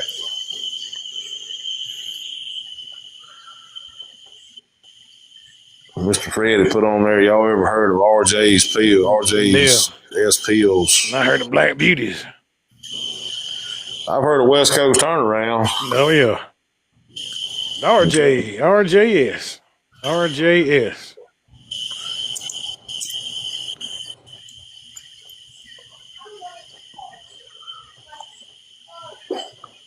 I don't know what kind of pills he's talking. I ain't never heard of them. No, I don't either. What's up, caveman? Oh, man, there's that caveman. Dragging his club around as usual. Caveman wants. I'm gonna let Caveman get on here with us. Yeah, you might want to let him on. Come on in here, Caveman. Man, what are y'all doing? Man, we talking about a little bit of this, a little bit of that. Ain't nothing wrong with that. What up, Daddy? I'm all right, son. We up in here preaching the gospel. That's what we're doing. I just got back from Bible study, actually. Amen. Oh, amen. That's what I'm talking about. You Every Saturday night. You made deacon yet or what? Deacon? No. You ain't the church fund? We've been doing little devotions. Like, I get to take a turn. Well, I mean, every church has got a building fund now. No, we ain't doing all that. You got to be in charge of building fund. Can't do all that. I'm jacking with you, y'all. What kind of church you go to, Caveman? I go to a Baptist. We holy rollers. We Pentecostal. Last week he was over whatever. Last week he was over there with all them lesbians and queers over there. That's where he was at. No, I don't think so. No, I'm jacking with you. Y'all catch kids slipping around there, you might better put one in me. No, wow. No, you better be preaching. Tell them how it is. Anyway, yeah, that's a little Baptist church you attended, ain't you? Yeah. Oh, yeah. Yeah, nothing wrong with that. I got news for him. I'm a little bit tired. Your poor daddy, he's Bob Baptist-costal. That's me, Baptist-costal. I grew up Baptist and Pentecostal. I kind of lean more Pentecostal now. Well, I mean, I lean more the Pentecostal way anyway. And it ain't just that. It's they get a little bit deeper in it, more knowledge. And I tell him all the time, further your knowledge. Amen. You may can do it in the Church of God. You may can do it in a non-denominational. That's right. Pentecostal, further your knowledge. As long as they preach the book, further. I got a question the other day, actually. So I pulled up to the field island at the co-op, and I had Big Mama sitting there idling, and I've got a cross on my little peep window, and then I've got one on my spot mirror, and then I got a Bible verse back to cross of it. That was TJ's doing. He was like, man, you believe in that stuff? And I was like, well, yeah, I believe in that stuff, man. He gives me the wheel every day to get up and climb on a tractor in a big truck. Or ain't no believing in it at all. It's real. You know? And I mean, I don't understand why people question. Well, you got a lot of people out here that you got a lot of them out here now. They're starting to search. They're starting to look. And all you can do is, like I told you a couple years back, listen to them. Let's find out what's eating them. And now I'm kind of like, oh shoot, he used to be a speaker. He's Dr. Les Brown. You catch him? He used to be on YouTube. Oh, she's supposed to say Dr. House. And Les Brown was they told Les Brown he was in like elementary that he was retardable, uneducatable. And a man took him. He said, who told you that? And that teacher told me that. He said, do not let anybody define who you are.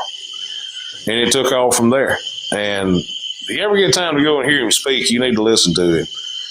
But he said something very, very important. He said that 9 times out of 10, it's not what people are eating that's killing them. It's what's eating them. That's right. And that's heavy. That says a lot.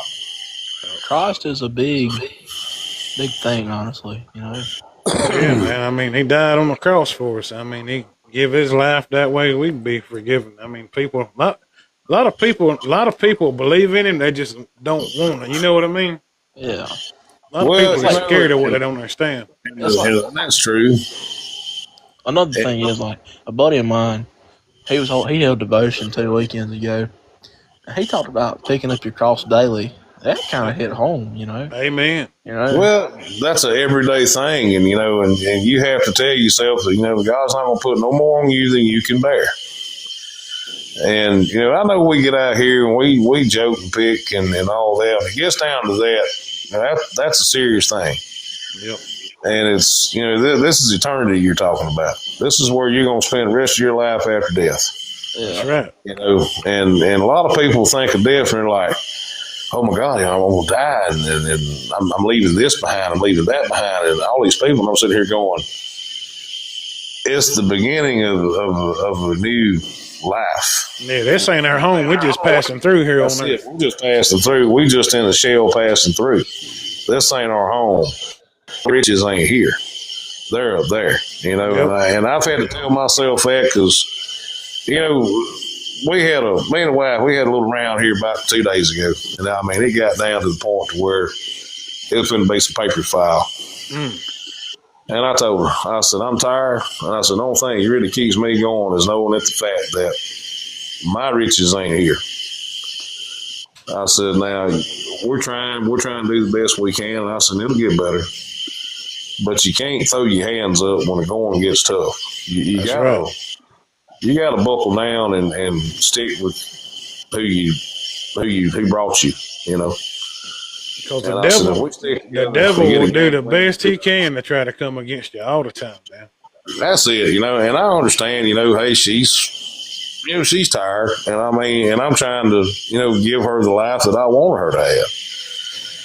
And it's hard, you know. Oh, yeah. A lot of women out here thinks that, you know, a man just gets up and goes and does, and they have no clue. And which understand, you know, we don't have no clue as to what they go through sometimes. That's right. You know, and that falls back to communication is key. You know, and if you can't communicate with your spouse, then you got bigger problems than that. Yep. And I firmly recommend then, you know, communicate. Let them know what's happening. That's right. But sometimes us men, you know, we hold in a lot of stuff. We compartmentalize a lot of stuff. We shove a lot of stuff to the back burner, and we tell the biggest lie that's ever been told. And we're taught too as men, a lot, especially our generation, Marcus, that we taught at a young age, don't cry, real men don't cry, hold it in. And that junk will backfire on you. Jesus wept. Yep. Well, my thing is, it's like I told a buddy of mine the other day. You know, he was talking about, you know, we don't see y'all at church a lot anymore. Well, I said, son, let me tell you something. I said, I have prayed and cried over the wheel of a big truck more than anything. I said, I have cried and prayed on a log sitting in the woods, deer hunting, in a box stand, wherever. I said, and I'm going to tell you something, and it's something you just said, you know, they tell you grown men don't cry. There comes a time I don't give a damn. I'm 6'1" and 350 pounds. I'm actually more than that. I'm a big guy. I look intimidating. I look scary as hell to some people. He's not joking. We're human. At the end of the day, we are human. Amen. We have emotions just like anybody else, and there just comes a time when you can't take no more. You're right. I don't give a dang how much testosterone you got pumping through you. There just comes a time when you got to break. And you got to get it all out, and you go, all right, you're going to wipe your eyes, you're going to wipe your nose, blow snot, and you're going to go, all right, back to the drawing board. Let's get it. That's right. We ain't going to lay here, we ain't going to lay right here and die.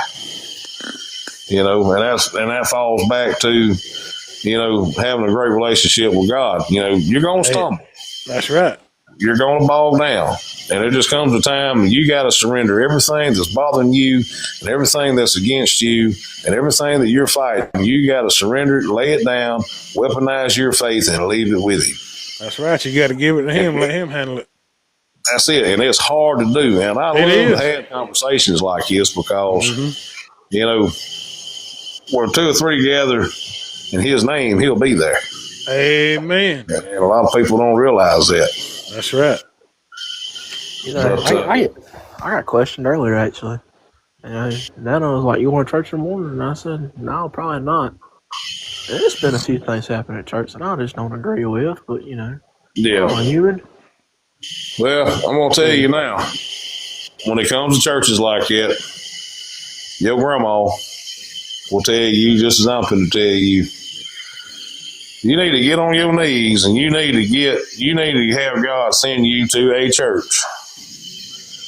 If there's something going on in the higher ups that's hindering you or disturbing your walk, then you got 2 options. It's either you can stay and fight it, you might win, or God's going to find it contaminated fully and he's going to remove you from there and he's going to put you where you need to be. That's right. But you gotta pray for it. You gotta ask for it. And I mean, I've had guys ask me, "Kel, do you go to church a lot?" And I'll be honest with them. No, not really, man. What's up, Kmart? I go to church a good bit, but I mean, there's Christ. You know, like I said, I farm, man. I'm in God's creations.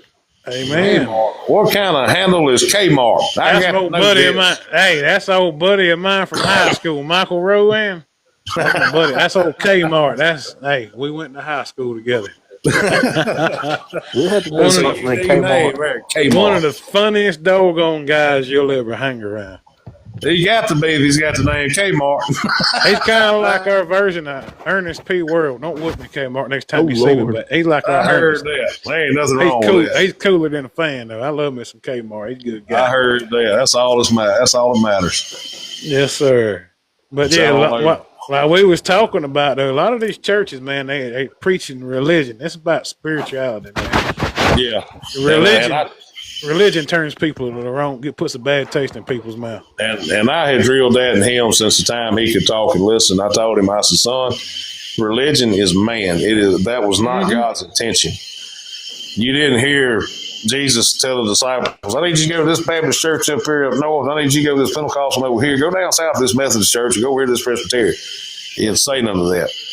He said, go ye therefore and teach all nations. There's no religion. That's it's right. strictly the Bible, and it's strictly His Word. There's no religion. That's exactly right. Where me and the Pentecostals kind of lock horns at is that I was told one time that I was going to be sent to hell wearing short sleeves and a beard. Yeah. And I turned around and I grabbed old King James and I throwed it down on the table, nice and easy. And I pushed it across the table to that individual, and I said, I want you to find in there, in that Bible, where it says that Jesus is going to send me to hell for having facial hair and a short sleeve shirt on. Be real with you. I want you to find where it's going to send me to hell for smoking. Yeah. I said, all it said about your body is a temple, and you should not defile it. I appreciate them roses, Mrs. Swampy. She's trying to get me to sing Conway tonight. Well, I think Miss Swampy's trying to disrupt this thing. That's what I think. I just like me out of here. She'll probably throw a signal here in a minute. Oh, Kmart said he agreed. Kmart, you want to come on here and talk with us live? I'll introduce you to my old buddy Kmart. Bring him on here. Let's see if we can get him in here. We got a Swampy, a caveman, and a lost cause. We need a Kmart. That's your handle, Marcus, is Lost Cause? I've been lost cause for like 40+ years. My handle's actually Swamp Thing, but everybody's always called me Swampy for short, so it kind of stuck. Swamp Thing. We used to have an old cowboy. We called it the Swamp Rabbit. Yes, sir. Somebody snitched, a.k.a. Charles Frisbee, and that's how Caveman come about on the farm. Do what now? There you go, Charles Frisbee snitched on me about my nickname. Oh, wow. Charles Frisbee knew your nickname before you could walk. I was like, you got to be joking. Charles been knowing you since you was a baby. I used to be in the truck with me when I took you over. Oh, wow. Like, come on, man. Did you have to just go tell my nickname just because my dad? He was like, yeah, I had to. I was like, okay. Captain Caveman. Yes, sir. Yeah, but anytime we on here, Marcus, we always talk about the Lord, man. I'll talk about the Lord as much as I talk about trucking. Well, you know, what I love about TikTok is it's kind of like, you know, the Robinson said about A&E when they got Duck Dynasty. It gives you a platform to get it out there, you know, and the audience, you know, that's right. If they want to hear it, fine. If they don't, they can flip. And I'm not trying to, you know, judge anybody or run it. Hey, if you want to talk about it, I'm open to talk. If you need to go somewhere in that line, hey, reach out to me. I will be more than happy to sit down, you know, and devote my time to you to get you where you need to be. If you're struggling, we all struggling. Oh yeah, we fight for battles every day. That's what we're supposed to do. We're supposed to lift each other up. And I think the biggest problem, you know, with today's society is that you got some of these churches out here when people try to, you know, seek the help, they're being judged right off the bat because they got a tattoo or they had a drug rapper, they had an alcohol rapper, they had, they're not dressed, you know, like they're supposed to be, or they don't have a job, or they, you know, lost their family due to dope or whatever. You know, they doing a lot of judgmental stuff out here. You know, I'm gonna be honest with you. Yeah, I've had better advice from a dude covered in tattoos that used to be an alcoholic and turned his life around Stop talking to Got a me big old about me beard, like, like- okay, man, I'm covered in tattoos. You know, it's just Yeah, a big I got old dude one looks myself. intimidating that rides a Harley that I've got from somebody that is in bed by 8 o'clock and reads their Bible every day and goes to church every Sunday, Monday, Tuesday. Well, Wednesday, Thursday. it's kind of like, it's kind of like trusting a skinny cook. You don't trust a skinny cook. No, Mrs. Swampy said, hey, I was a truck driver too. I currently still hold my CDLs. Yes, you do, baby. We're going to put them back Come to on work. in here and join the rest of the party. You want to come just- in here, Miss Swampy? She's shy. We're going to do it. I'm going to see it just to see if she'll do it. Mine is shy too. She don't. I just sent her a request. Kmart said he can't get his thing to work, so I got a lot of Can't get to people. go on. Oh, she surprised us. There, she surprised us. Come on in, Mrs. I Swampy. mean, Tell no, everybody she how- came on. I ain't got but a minute. I gotta close at the store. She working at the Jiffy store. Working at the Jiffy store. Yes, sir. Enlighten me, I'm confused. A Jiffy store is like top notch around that area. If you ain't got Jiffy, you ain't got nothing. That's right, man. That's exactly right. It's like the Circle K of the jungle over here. It's Yeah. just the best. Hey, and an American-owned establishment too. It's an American-owned store. That's like the only American-owned Exactly. store around. When I That's hear where my Jiffy, I business- think of peanut butter. I think that's just because I'm fat. Last Jiffy I walked into, it was white people behind the counter. Oh, American white people. And then the next one I walked into had American black people. You didn't So see you none of this other crap. Go to our Jiffy store here, our local Jiffy store. We got a beautiful redhead that works there. Thank you. What I'm talking about, everybody likes a good looking redhead every now and then. Ooh, I've always been a sucker for a Till you make redhead. them mad. When you make them mad, you got Oh, problems on your hands. Believe me, I could write a book on about that. I'm talking about making them mad. I'm in the doghouse right now. It ain't She good. don't look over in glasses at you pretty crude, does she? Mm-mm.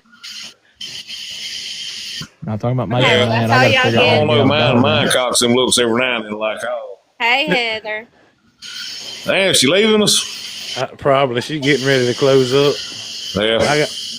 Thought somebody was pulling up. Maybe they was just pulling through. Hey, and I could tell she knows how to run log books, drive Yeah, manual this 10 o'clock transmission. over there, ain't it? Yeah, it's about 10:20. Yeah, Yeah, she run 3 log books over. She got a sister to do something. she know. Nah, she got 2 other sisters, but they both They ain't married. CDL inclined, don't they? No, they ain't truck drivers. I'm down there, big fella. No, one's in the medical field and one's a I cop. don't like. Well, crime scene detective. Keep on, Daddy. I Hey, have you that's hooked what up I'm with Lori at talking the about. scale house. Do what? I said, keep on, Daddy. I have you hooked up with Lori at the scale house in Pioneer. I don't need nobody hooked up with nobody. I'm happy with what I got here at home. I don't need no more. No. Well, if something happens here, I can promise you'll be able to tell. I'm going to leave the toilet seat lid up. There's going to be a brand new nitro bass boat park right here. Ooh, oh, Let me guess, we're Kmart said he drinking beer got in our underwear baptized now. last year. Hey, congratulations there, Kmart. Way to go, buddy. Congratulations. That's I got good. baptized 3 months ago. Yes, I got sir. baptized in November. Well, I'll be honest with you. It'll be time. I'm going to try to re-up and get my life. I mean, I've been working on it. It's been taking a little bit, but Yes, sir. you know, sometimes it pays to go ahead and if you ain't sure, do it. That's right.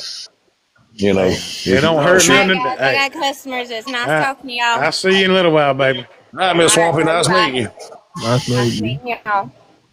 Alrighty. But yeah, it's a wonderful thing. I mean, you can't go wrong. That's right. Your stuff has been bought and paid for. That's right. You can't go wrong. It is free. It doesn't cost nothing. It's there. Sure it does. It costs And a it's, boat. I huh? can't believe we got her to get on the live with us. She's usually real shy. That's all right. Maybe I'm starting to get to her. She starting to open up a little. Well, you get common people that talk crap on here. That may be what it is. You know, you got common Yeah. folk on here. Well, she knows. I mean, she knows. I think she follows you on Facebook too. I think I'll I don't know. I'll have to go back and look. But if she knows, yeah, she's more welcome to. Oh yeah. She knows who you are, though. She knows who both of y'all are. Just a fat, ugly guy with a beard. That's all I am. I'm a fat, ugly guy with a goatee. Look at this picture. And Conway Twitty sideburns, too. got to have them sideburns. Hello, darling. I was gonna grow my hair back out. I went and got skint the other day. I look like a little parasite on the fruit now. I got a mullet. I gotta have my long hair. I want to grow my mullet back. My wife told me no mullet. And I said, but I want my mullet back. I actually got a skullet. You know what a skullet is, don't you? I'm like, what's a skullet? I got to like Hulk Hogan. I can't grow hair right there. I got like a bald spot back there, but I slick it back and it looks pretty good. I got you. Well, I don't want you to pull your cap off and embarrass or nothing. But nah, it's all good. I got a buddy of mine. I swear to y'all, shotgun goes to bed with a cap on. He wakes up with a cap on. Oh yeah. Well, he fell off a tanker years ago, and he fell and hit his head, so he had to go to the hospital, get checked out. And his son, being a smart aleck he is, thought he was being funny, snapped a shot of Mark hooked up to all of these plugs on top of his head. No, wow. Oh, he's got like horseshoe hair. That's me, yep. And man, I told him, I said, if that picture ever gets out, you're a dead man. Because the shotgun has wore a cap, like I said. He wears one time. He goes to bedtime. He wakes up. You know, he's real conscious. We don't even talk about it. We don't even make fun jokes about it. I could understand that. I used to be very self-conscious about going about, but I could care less now. If you don't like it, don't look at it. Well, I thought I was going bald one time. And I turned around and looked at him. I said, how much headboard time you get? That's right. That's that sleeper from right back in there where that head's bumped up against that sleeper wall. That's it. Absolutely. But, it is what it is. It's going to happen whether we like it or not. Oh, yeah. Oh, yeah. It's just part of getting older. And that I got both y'all beat. I got that Audubon hair. That hair had all been on a dog's butt. It's horrible. You got that kind of hair. Should have been on the kind you find on a horse's ass. My friend Heather said, I'm proud of my husband's bald spot. I worked hard to make that hair fall out. You go, girl. Yeah, Kmart, I remember, Amanda. Y'all married now. Yeah, my thing is, how'd you do it? Did you do like I think he did, or did you make him pull his hair out? Did he pull it out, or did it rub off? That's what we wondered. Because with me, I'm having to pull mine out. He's a guy that's on social media, and he's fun. He's got good content. He just popped up where I seen him pass through here. Southern Skullet. He's doing all kinds of crazy stuff, and what's going on, Amanda? And he just got some. He's always talking about how he likes to hatfish people. He'll take his hat off and he'll show them his skullet. That's about like my grandmother. She had false teeth, everything, all the years that I remember. And I let a bunch of kids over one day playing around and everything, and they kept making faces at her and said, "Oh," she turned around and threw them teeth out at them. Oh God! Oh man! They went screaming down the hall. Her teeth are falling out. Old Chris done that to Gannon one day. We all stayed over when you and Miss Brenda got married. We stayed at my mom's, and old Chris come out the bedroom, and Gannon was sitting in my lap, and he popped them teeth out and made a funny face at him. Thought Gannon was going to go up the walls. Your sister, back when Mr. Harold was married to that old woman up there out of Pioneer, I'm trying to think of her name. Shirley. Yeah, old Shirley. She had no teeth in her head. And Ezra was about 3 years old. She was sitting on my lap. Old Shirley grinned at her. She ain't got her teeth in her head. And my daughter rolled her lips in. That's what I thought at her. You can't tell me a 3-year-old ain't got a sense of humor. They got one. Hey, them young'uns will get you in trouble if they ain't careful. Kids do say some of the craziest things. Oh, yeah. Kids say the darndest thing now. Oh, yeah. So I laughed. That right there, went to school and told everybody he likes going on the river and drinking beer. No, wow. And what it was is his grandpa would put him on the console of that Chevrolet, and he'd give him a root beer, and they'd ride down to the river and look and see if the hogs was out or see if the deer was moving or whatever. And I carried him home there I carried him with me there one time, and we had jumped a few bucks over on Broken West. I said, K-Man, did you see them deer? He said, yeah, Daddy, I seen them deer. He went home, he told his mom, and he picked his little hands up over his head, and he go, Mom, that horn, he had horns like this. Oh, wow. Yeah, we all got a kick out of it, but I can say that mine, they haven't embarrassed me too bad, but I got a couple over here right now. But yeah, you catch them in the supermarket, get ready. You about to see a show. Now, my youngest little girl, my 7-year-old, you've probably seen her on here. We call her Boss Lady. You got to have thick skin around her because she will embarrass you if you ain't careful. Oh, yeah. I got one of them like that. She'll tell it like it is. Ooh. Oh, Andrew. Well, gentlemen, look, I hate to cut it short. I got a honeydew I got to do. No, man. And it's getting late, and I don't want it to turn into a honey, did you? Then go ahead and make it a honey did. Come on. I don't want to get That's you in it. trouble. That honey did. I guess I'll stick in and keep company then. Yeah, I'm fixing. It won't be long. About 15 minutes. I'm gonna have to get off of here too. But it might stay with me to the end, there, caveman. Oh yeah. I'm sure Miss Swampy, she's going to put it in the highway headed toward home to Mr. Swampy, and oh yeah, he's gonna get off of here. Yes, sir. Well, Marcus, it's always a pleasure, my brother. Man, same here. At some point, I need to go live and invite you, and yeah, man. You know, and get to do some stuff. I got to get it cleaned up around here. It was like a bunch of. I look like Sanford son around here. I got so much stuff piled up. Mm-hmm. Every time I'm gonna get me an office fixed up where we can do stuff like that. Oh yeah, man. Oh yeah, get that content going out. That's it. Every good time and get down y'all's way. Yeah, we wouldn't mind meeting up and. Oh, absolutely, man. All stay with one another and shoot the breeze and. Absolutely. I want to do a topic on trucking has changed today, and then what's changing and what's coming and what what's going to happen, and kind of get some of the other guys like Robert Murphy and some of those guys in. Then I got some friends myself, that would probably join as well. Oh yeah, man. On the conversation.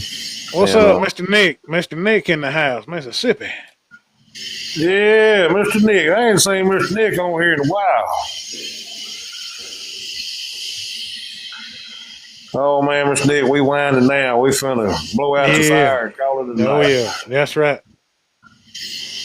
I better go in here and get this done, or otherwise I'm going to end up sleeping out here with old Titty Baby, and he likes to kick and claw. No, old Titty Baby. I don't want to be snuggled up, Titty Baby. That's right. So. Well, Marcus, brother, it's good talking with you, man, as always, and we'll put it on you more later. All right, brother. Y'all be careful. Y'all have a good night. Caveman, I'll holler at you in a little while, baby. All right. Love you, son. Bicycle. Love you, too. Bye, buddy. Hey, man, to get Kmart to send me a request on here. We still trying to get Kmart to come on here. I'd like to talk to this fella. He sounds pretty funny the way you explained him. He's a comedian. Oh, man. We got a few of those at school. Redneck, man. They don't get no more redneck than on Kmart. So what do? You pull wood? Yeah. Yeah, I haul logs, run local. I'm about to get back out on the road to find me something when I'm gone during the week, home on the weekends. It's hard to make any money in the wood industry anymore, man. It's hard to make money in the grain industry. I miss running on the road anyway. That was my passion. But whenever me and my wife started having kids, we used to run team together, me and my wife did, and she got pregnant, and I don't know, I had to come off the road. I wanted to raise my kids up. That's my biggest goal, is to get CDLs and just run the road, man. Oh, yeah. Especially when you're younger, man, that's the best time. You just enjoy yourself. And Dad's had me in a truck since I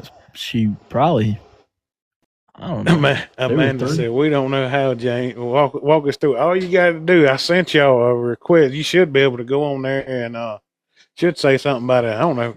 Tell them how to do it, Caveman. You know Man, better I than don't know. I'm dumb. I'm just, hey, that's me. I ain't nothing but an old North Florida country boy. I'm North Louisiana country boy. What you do? Yes, sir. Oh, If you go man. to where like you see your notifications at, it should be like up there at the top. Yeah, it should be. I'll try to send him another one. We're gonna get Kmart on here. We're gonna. I've been in a truck ever since I was little, and Dad always had me in them. And I moved back up here with Mom and went to work for this farmer, and then turned 14 and learned. He figured out that I knew how to drive. Oh yeah. And just had me pulling around the field and moving trucks around, and then took a truck over to a little plot we got about 4 miles. He followed me, said I done pretty good, and next thing I know, I was pulling wheat out of the field. And like I was telling you the other day when we was messaging, that's all about that experience. I was about 15 whenever I drove on the road for the first time. I'd go with my papa, my granddaddy, during the summertime. I lived on the truck with him. And help him lump freight, unloading and all that. And he'd sleep at night and I'd drive for him. He'd get him a nap. I remember one time we was coming up on a scale house. And he was so tired, he was knocked out. I had to drive through the scale house. They pulled me on the scale and everything. I went on through there. He couldn't believe that. He said, I guess you done pretty good, son, if all that happened. You do that kind of stuff nowadays, that put you under the jail. Yeah. It's a different time. My first screw up when I was 14. I was pulling around and wasn't watching my mirrors, and I sideswiped a full Ranger in the parking lot. Oh, wow. I had a bad day. Real bad day. Yeah, man. You just got to take your time. Yeah. Well, then I was scared to get back in one, and I got in that truck I sent you, 379, hopped in it one day, and we took off. And I actually know the dude that me and Daddy pretty good friends with him. Know the dude that drove it before I did. There's a guy on here. I was going to tell you about it earlier. He's like Alec Hughes. You probably have heard of him. I probably have if I've seen him. He's got a white 379 as his profile picture. I had to send you his profile, but his little he let his son get behind the wheel last night. He posted it on TikTok. It's pretty cool. I think we may have Kmart. Uh-oh. He's coming in up under his wife's account. Hey. What's up, Kmart? Another day, brother. Another day. Just another day. Hold on, my phone's lagging. I'm trying to get out of it. Yeah, there's some delay going on there. Yeah, that was on my phone. It's acting a fool. Turn the camera on. I think you got it. I ain't good with this technical stuff, man. Hey, don't feel bad, brother. It took me a while to get it figured out too. It's okay. YouTube videos. Where you can turn the camera on. Hit that. Yeah, see where the camera's off? Touch the camera. That sound like you hear him, Caveman? That's the blind leading the blinds. What you call that? Come on. Oh, yeah. There you are. I guess hit save. And that should put you up there, don't it? There we there go. You are. Now no, man, that's ooh. Yes, sir. Brother, we gonna have to get up and cook some burgers or something one night. Yeah, we're gonna have to, man. I don't do a whole lot no more. I pretty much stay home and I live a boring life now. Oh, boy. Hey, brother, we the same way. Work, go home, repeat. That's all there is, man. That's all there is. Breathe the tea. That's all it takes. Yeah, I'm just on here talking with a good friend of mine and his son, a caveman right here. We like to get on here on the weekends to talk about trucking. I got you. Oh yeah. I ain't never been much of a trucker, but I can run everything else. Oh yeah. And he can talk. Oh yeah. Man, so that good shit. They running. Yes, sir. Man, I got to look in that old yearbook the other day. Remember when I caught the owl in high school? Oh yeah, I forgot all about that. Had a picture. It was me, you, and Chad Phillips, a bunch of us all in that picture. Oh yeah, man, that's a long time ago. Yeah, too long. Yeah, Dad, he done some pretty wild things in high school. Yeah, I was pretty wild back in my younger days. Man, I'm wild now. Man, we all were wild back in the day. You were crazy. I spent so much time in detention this year till it was unreal. It was bad. Fist fight after fist fight. That's the way it is when you grow up in these little old country southern towns. There ain't a whole lot to do, so you just make the best with what you got. They see a short, fat guy that's right. Intimidating. They're like, "Hey, let's mess with him." Neither that. We'd go behind Kmart's house. He had a lake behind his house. We'd go play in the lake, mud bog. Yeah, man. Kmart, you gonna be in that dog house. She gonna make you sleep outside. That's about right.